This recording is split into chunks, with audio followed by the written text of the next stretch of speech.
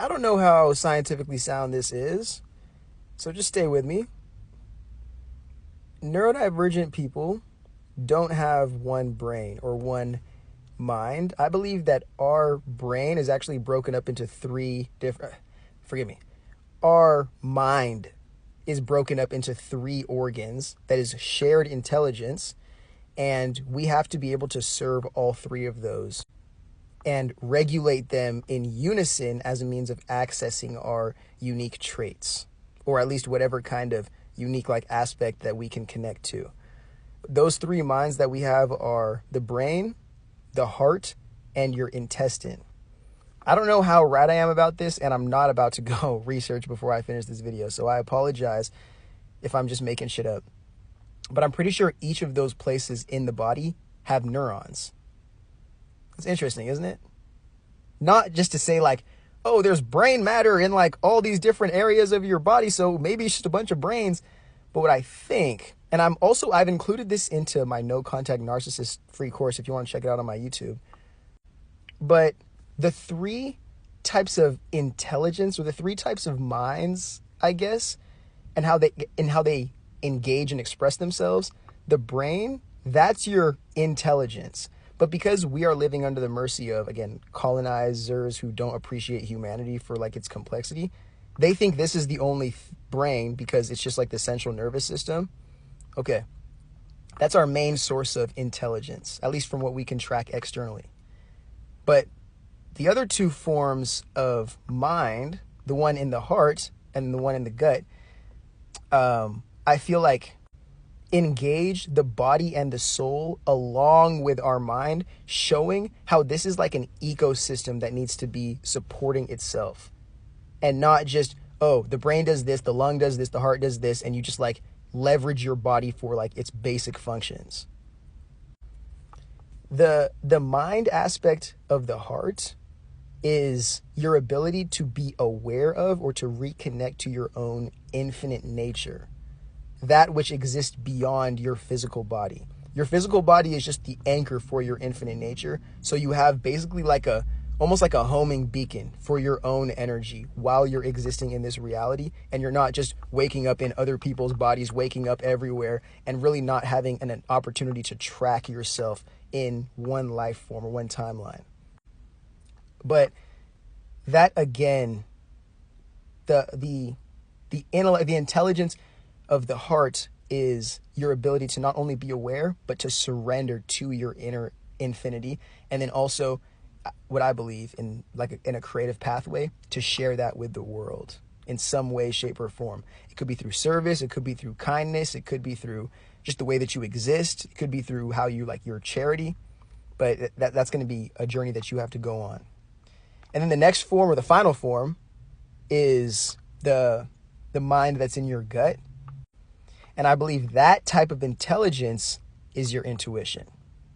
So whether it's you feeling butterflies in your gut, or it's you just feeling uncomfortable in very unfamiliar places and just knowing something's up, I'm telling you right now, I used to think that the whole reason why we ate healthy was so we could feel good and look good, just almost in a very vanity sense. But now I'm realizing, dude, you're supposed to take care of your body in a very nutritious, nourishing way, because energetically, your gut has its own awareness, and your gut is also influencing that collective three minds that are all engaging at the same time, and can help you in, it's a different type of cognition. It's not the thinking, putting things together, 1 + 1, A and B. It's a feeling-based, intuitive-based intelligence. And this, again, this is why I keep on having conversations about AI, because I'd be confused as to what AI's intuitive nature would come from if you can't necessarily train it through lived experience. And it's the only eternal ether it's connected to is just how much copyrighted data that's been stolen from the world and the expressed internet that it can be trained off of, but not an infinite internal sense of consciousness like we humans and living creatures are connected to. but somehow continue to act like we're divided by because like we're black and we're women or we're disabled or we're queer, just something like, you know. I go a lot more in depth into these concepts into this series, so just go ahead and check that out. But yeah, I just want to let you guys know that I understand it's very difficult for a lot of neurodivergent, especially a lot of autistic people, to call themselves or to believe that they have the potential to be gifted or like not disabled, because capitalism has us like in a game we already can't participate in to fight to the death for our survival. We are held and gatekept from accessing survival. So it's almost like basically staring at opportunity that you can't even access and just suffering in your own being at the same time. But in a world that actually prioritizes like attempting to accommodate the human and the person at the best ability that the society can, rather than sacrificing the human as much as possible to give the illusion of infinite growth to like wealthy people who've just never been told no. The human being is so much more complex than capitalism will allow it to be seen, because the only thing the human can be used for, if it's not rich enough to exist above capitalism, is for productivity and profit.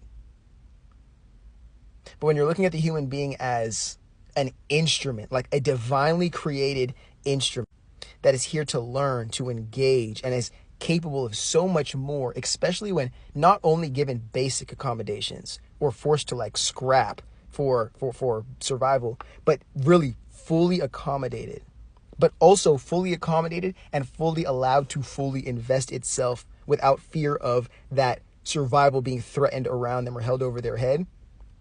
I'm telling you right now, we're neurodivergent people. We some other shit, bro. And of course, not all of us, but capitalism inherently disables us before we're even allowed to participate in the system and show what we can be. Because the only value that we can provide is profitization. Hopefully I'm using that word right.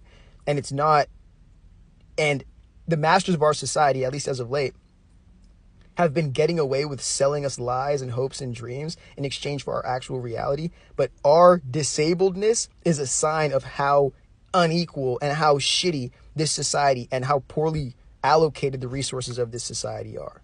And we'll keep on being punished because they're going to keep on victim blaming or individualizing our trauma to ourselves because we're just not human enough, instead of them seeing, hey, there's probably human beings shouldn't be living like gods amongst other human beings when there is enough resource on earth for everybody to be taken care of. We're just hoarding this on purpose because like 12 families want to be the only people that are remembered in human history, even if that means blowing up the whole fucking earth to do so.